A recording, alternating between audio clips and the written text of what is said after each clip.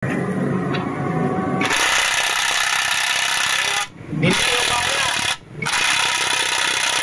ko kaya.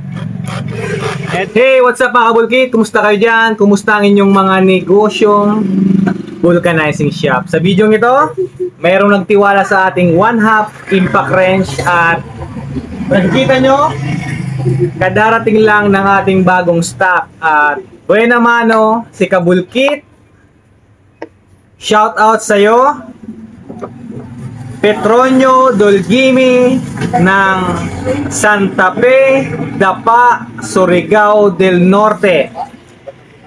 Kabulkit, ito na yung 1/2 impact wrench na napag-usapan natin. Ito yon, kanyang manual, yung kanyang panglangis, light duty oil lang to Kabulkit, 3 hanggang 5 patak, okay na yon. At meron din tong extender,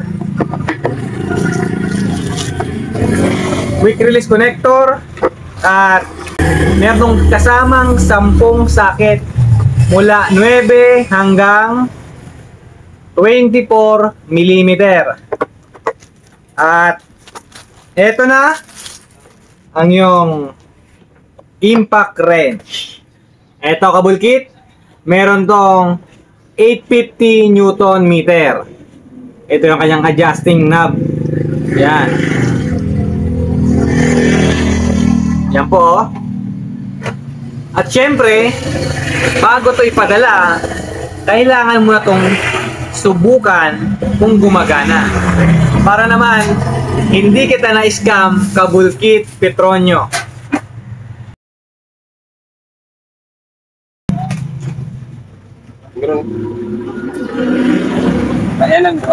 Ito mga Kabulkit meron tayo ditong pagtetestingan itong axle nut ng ADB.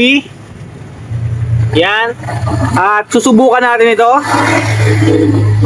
Sige na, subukan mo kung kayang buksan. Papaluwag.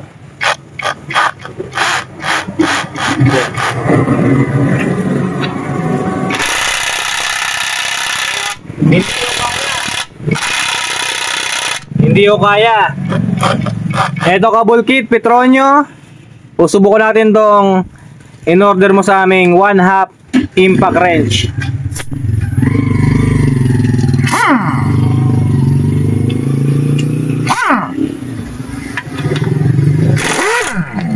Yun, napakadali lang mga Kabulkit. Yan ang lakas ng 1/2 impact wrench na merong 850 Newton meter. Sige na, ipakibalik na eh. Yan.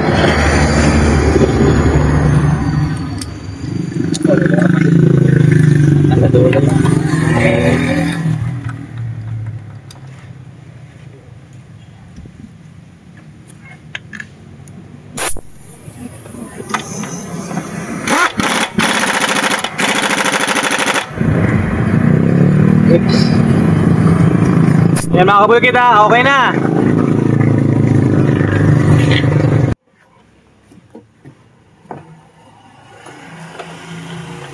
Kita mo naman yon Kabulkit gumagana itong Wheeler Power Tools na 1/2 impact wrench.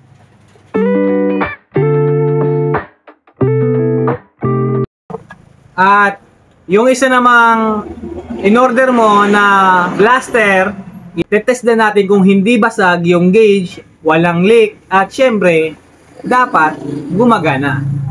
Kaya mamaya babalutin ko na to. Nagsimula lahat sa isang munting pangarap ng batang mula sa hirap at nagsusumikap na maabot ang tuktok.